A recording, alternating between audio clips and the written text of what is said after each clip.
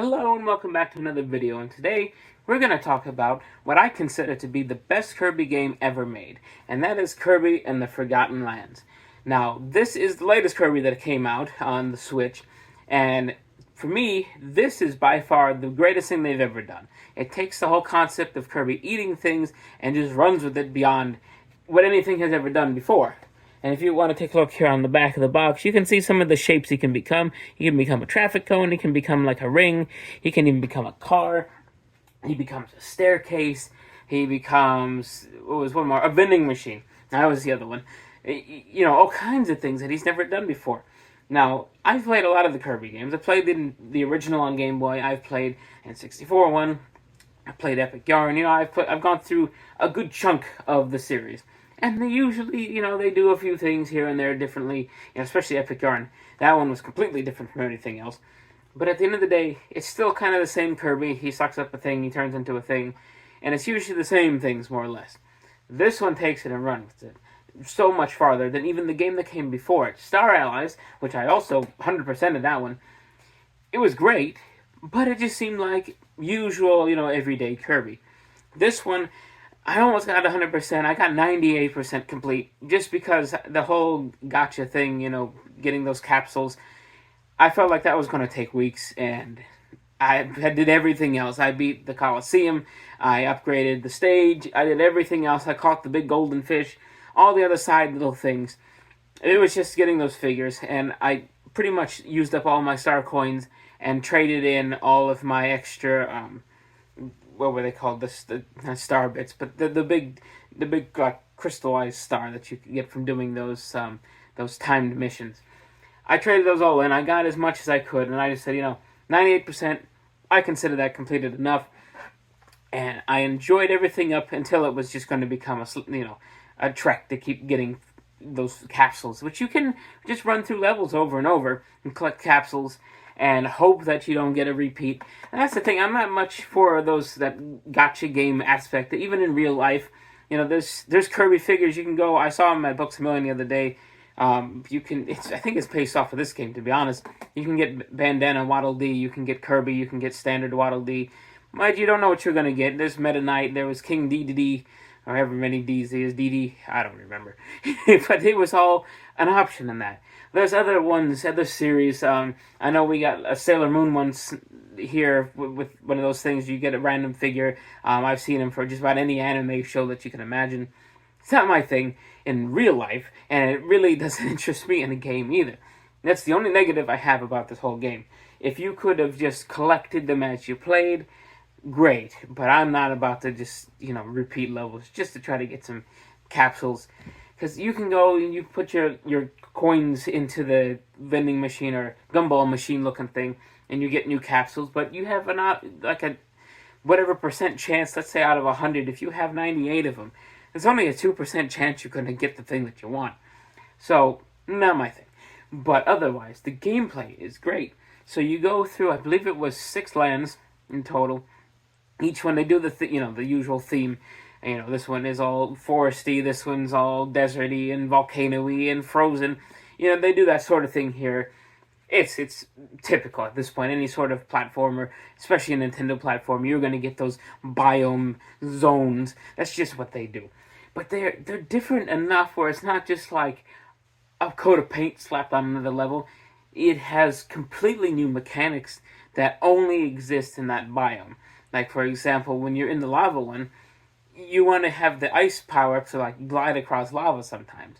Or, you know, stuff in that nature. It really makes it feel like you're doing something different. And then it's kind of like Earth-ish based.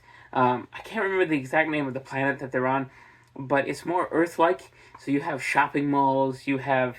there's a lot of shopping malls. In fact, I think they're almost all shopping malls that you have to run through. There's like races where you have to drive your car around.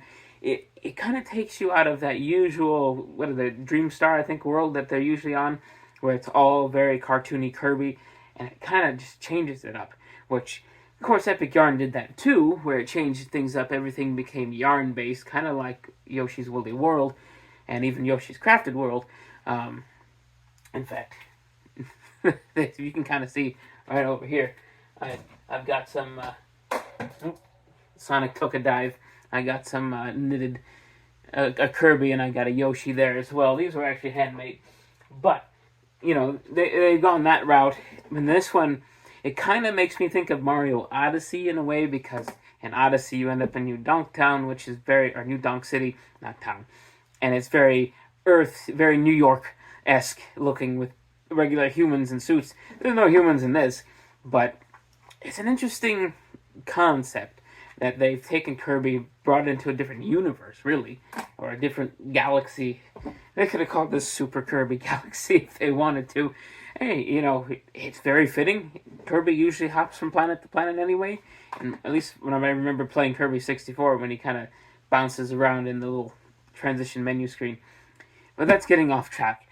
This game was very fun. We played through the whole thing co-op. Only the single player gets to have the power-ups, which is sad.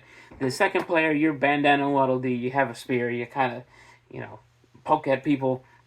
The second player can be used as a pincushion as well, because some of the, in each level you're supposed to rescue so many Waddle Dees who've been captured, and each one has like certain objectives you have to hit in order to get all of them. In boss fights you have to do where you don't take damage.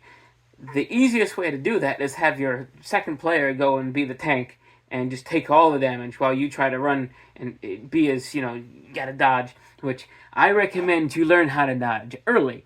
I didn't realize that was even a thing until more than halfway through the game. I think it was on the Armadillo boss fight. I'm like, well, how the heck do you ever beat this guy? Because it's so hard to dodge him. It's because I wasn't dodging. You hold down, I think it's like the left or the right shoulder button, and then you hit an arrow, and there's actually like a frame of invincibility where you're guaranteed to not get hit. So yes, it is possible if you're having a hard time. It is in fact possible to not take damage on all the boss fights, because I did it. And it's really was the hardest part of the game. Everything else, yeah, there were certain aspects that are a little more difficult, but it's a Kirby game. At the end of the day, Kirby games are a little easier. I had it on wild mode, which is supposed to be kind of like normal difficulty, I guess. And there's like an easy mode. You get a small bonus for playing on wild mode. I'm sure that you don't get 100% completion if you don't play it on wild mode, but you get like an extra 50 coins, or little star coins, after every level, just for beating it on wild mode. But, you know, it defaults to that, so I wasn't going to change it to easy. I also I do pick the default difficulty on any game. If it defaults to easy, then I guess I'm going to go with easy. But overall, if you haven't played this Kirby, like I said, easily the best Kirby I have ever played. I'd go as far as to say this is the #1 Kirby game ever made. I will admit I have not played every single Kirby game. I have played more than half and beaten, I think this would be the 4th one I've actually finished. But check it out, and I'll see you next time.